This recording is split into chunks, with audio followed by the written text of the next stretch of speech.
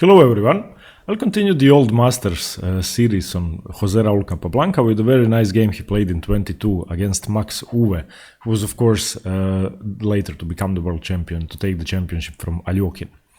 And the London 22 tournament was a very strong invitational, which in London, when there was a chess renaissance in the early 20th century, they tried to organize as many tournaments as possible and invite as many strong players, and the prizes were actually very high for that time in chess. And the winner of this tournament, for example, would get £250, which was a lot of money in 22. The second place finisher would get 150 and so on. So very much money in chess for that time. And the winner of this tournament was Capablanca. Alekhine finished in second place, and there were many great players playing: Tartakower, Akiba Rubinstein, Morozzi, of course Max Euwe, and pretty much the strongest names in chess at the time. And this game was one of the most beautiful of the entire tournament, and in it, Jose Raul Capablanca managed to outplay Max Euwe in a very nice fashion, and his bishops were the main star of the game. The game started with pawn to e4, we have e5, sorry, let me just turn off the sound on the board. E5 by Capablanca, knight to f3, knight to c6, bishop to b5, the Roy Lopez, and Capablanca goes for the Berlin defense with knight to f6. And now, after castles, Capablanca doesn't go for the so-called Berlin endgame with knight takes e4, which would lead to a queenless endgame and a pretty equal game with a lot of maneuvering. This is the Berlin endgame. He plays d6, and this is the improved Steinitz defense. The Steinitz defense is when black plays, instead of knight to f6, d6 on move 3, which is a slightly passive opening choice, but it's okay, black is solid. However, this exact position, the improved Steinitz, is supposed to give white a slight edge out of the opening, much more than necessary in normal Berlin positions. So now Max Euwe continues with pawn to d4, which is the best move, immediately striking in the center and exploiting the fact that Capablanca's king is still on e8. We have bishop to... oh, I'm sorry. Whoa. Okay. Sorry about that, I hope I didn't ruin the game. Knight to f6, castles, d6, we have d4 now by Max Euwe, exploiting the fact that the king is still in the center and striking immediately to open up the position, because when you have a lead in development, you should aim to open up things, because you would usually gain much more from the attack and from the open lines than your opponent who hasn't developed yet. So now bishop to d7 is played by Capablanca, at least stopping the queen exchange if d takes c, d takes c. Now we have knight to c3, e takes d4, knight takes d4, bishop to e7, finally trying to finish development, and he is about to castle kingside. And even though black's position is too passive compared to white's, there's nothing major white can do about it just yet. Now we have rook to e1 and Capablanca castles. Bishop to f1 is now played, which is a passive move he should have taken with knight takes c6, and after b takes c6 retreated the bishop to f1 only then, at least double in black's pawns, but he didn't. I mean, black would have had a structural disadvantage which Max Euwe must have seen, however he decided not to do that. It's not that he had to give up the bishop pair, he could have taken with the knight first. But still, after bishop to f1, white still holds a slight minute edge. Rook to e8. f3 is now played, which is a fairly weakening move. I mean, he's trying to reinforce the e4 pawn, but this creates a lot of weaknesses around the black dark squares, and he should have reconsidered this carefully. And I think f3 was a bad move and the start of Capablanca's turnaround in the position. He plays knight takes d4, we have queen takes d4, and now bishop to e6, activating one of his bishops. Queen to f2, and now c6 is played, trying to develop the bishop the queen to b6, which would be a very active square. And now after bishop to d2, he does play queen to b6, offering a trade, and Max Euwe goes wrong. He shouldn't have played the move a4, the move knight a4, which he played in the game, gaining a tempo on the queen, because the queen can easily exchange on f2, of course. That was the purpose of b6, and of course he is attacking the b2 pawn as well. However, a move such as a4 wouldn't be that good for black as knight to a4 was, because now taking the pawn on b2 of course wouldn't do almost anything, because after rook to b1, b7 would drop and white would have an advantage, so he would be forced to take on f2, and after king takes f2, d5, And you can see that white has at least advanced on the queen side, and he has a positional and a space advantage on the queen side. So this would have been much better. However, after knight to a4, queen takes f2, king takes f2, and d5. Now black already has a lot more activity, and the knight on a4 is misplaced, which is the most important factor in the position. And it doesn't even have the c5 square, which is blocked by the bishop. So gaining a tempo on the queen, which actually forced it into a favorable trade for black, was a mistake. Here Max Euwe plays e5, and this is the first major inaccuracy he played, because this now resembles a lot of Caro-Kann positions or French positions in which black is simply aiming to advance with c5 and open up the position that way, and the fact that the knight has to go to d7 doesn't really hurt him in any way, because it's actually reinforcing c5 and attacking the e5 pawn. So what he should have done after d5 was e takes d5, and after knight takes d5, a3, preventing the knight from entering the b5 square in any case. Bishop f6, and you can see that the position would be fairly equal. Black would only have a slight advantage. So this was much favorable for Max Euwe. However, after d5 and d5, knight to d7, Max Euwe plays g3. A move which doesn't really do anything, it doesn't really do much. I think he was trying to solidify with the move f4 and get a strong pawn chain, but it's too passive. He should have activated his rooks at least. And now bishop to f5, attacking the c2 pawn. Rook a to c1, a passive defense. What he should have played was b4, just giving up the pawn and trying to get some initiative. And after b4, bishop takes c2, bishop h3, trying to activate his pieces and accept the fact that he's slightly worse. However, after bishop f5, rook a to c1 is just too passive. And now we have b5 by Capablanca, chasing the knight away. And you can already see that the square c5 for the bishop is becoming a major outpost, which can no longer be contested in any good way, because the bishop can always retreat to b6. So now after knight to c3, bishop c5 check, king to g2, and now knight takes c5, going a pawn up temporarily.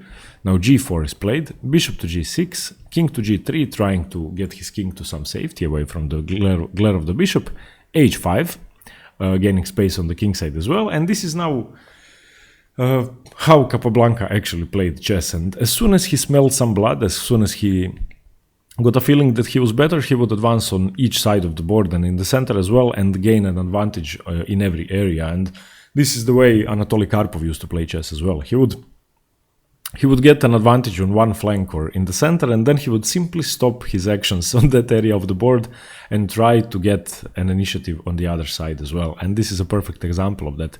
Capablanca saw that Max Euwe was getting some initiative on the king side, and he simply stopped all of that with the move h5.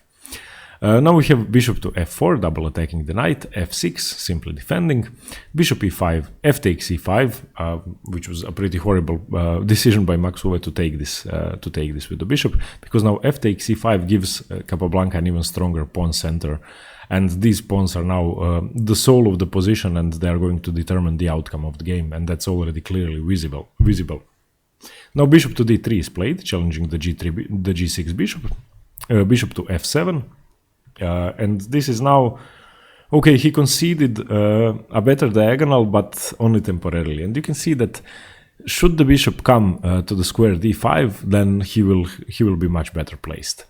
Now we have g5 by Max Euwe, g6, simply stopping the pawn from advancing any further, rook to e2, trying to double rooks, increase the pressure on the e5 pawn, but now bishop d6, of course threatening a discovered check and picking up the bishop on d3, king to g2, king to g7, getting the king closer to the center, rook c to e1, rook to e7, knight to d1, trying to reroute the knight, but this is now once again a too passive solution for this position, and you can see already that the tempo he had to waste to get the knight back from a4, and now trying to reroute it back probably via the f2 square is just too slow, and black's bishop pair is the main asset of Capablanca, and he will emphasize it even more in the moves to come.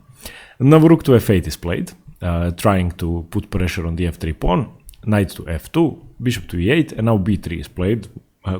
A completely useless move in my position, in my opinion, and in this position I'm not sure what b3 is supposed to be doing. Perhaps he was trying to push c4, but why? What would be the point of c4? But Okay, he was the future world champion, so he must have had good reasoning behind the move. Rook e to f7, simply doubling on the f3 pawn, and now c4 is played by Max Euwe, which, okay, you managed to push through your pawn break, but now Capablanca simply takes rook f3, and we have c takes d5, c takes d5, and it's not even winning a pawn, it's not even getting back the pawn. And now if you count the material, Capablanca has 6 pawns, Max Euwe has 4, and the position is materially and piece activity-wise completely lost. We have bishop to b1, bishop to c6, and now these beautiful bishops are going to end the game very soon. And look at them. I mean, if you compare this knight and this bishop to Capablanca's minor pieces, then there's no discussion about it. I mean, the game is simply won. Rook d1, rook 3 to f4, bishop to e4. Of course, the bishop is pinned, so he can't take. He would lose the dark squared bishop. But now we have bishop to c5. Of course, now triple attacking the knight on f2, so this was a clear tactical mistake by Max Euwe, and now the bishop is dropping, the knight is dropping, so something's got to give.